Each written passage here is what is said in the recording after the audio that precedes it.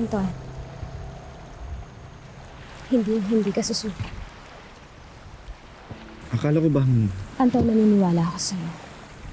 Kung sa tingin mo na mahuhuli mo si Brendan at palilinis mo yung pangalan mo, susuportahan kita.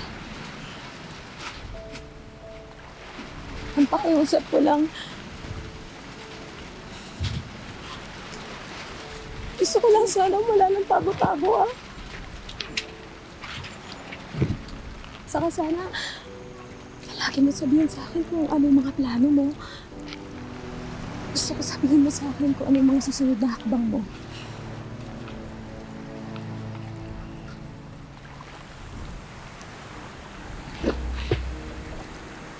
Oo, mahal.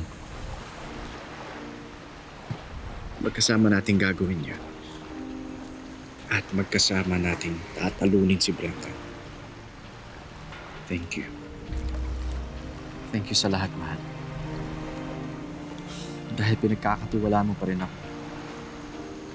Pagkatapos ang lahat na nagawa ko. I love you.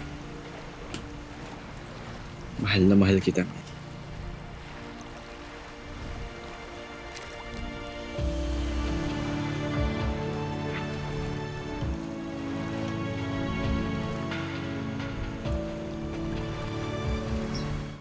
Tutulungan kami ni Ria ngayon para mahuli tong si Brendan.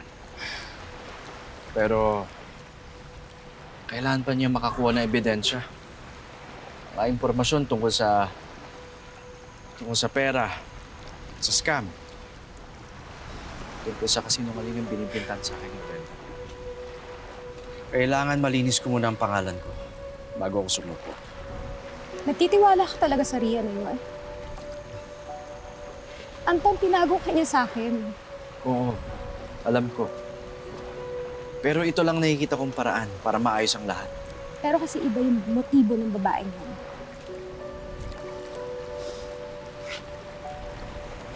Mahal.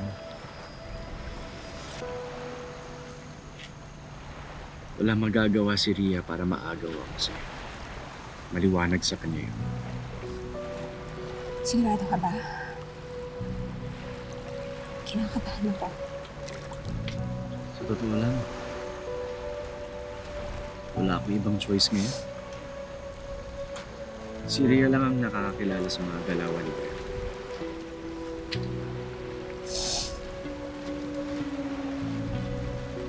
Anton, paano kung mapahamak ka? Ayaw mo wala ka sa akin. Kahit anong mangyari, hindi ako mawawala sa'yo. Mula noon, hanggang ngayon, wala akong ibang mamahalin kundi ikaw.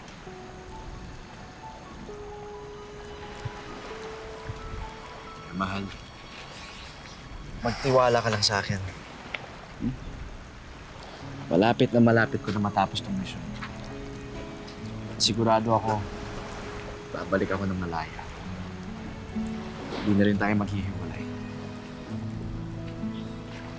At mabubuo na rin natin ang pamilya natin.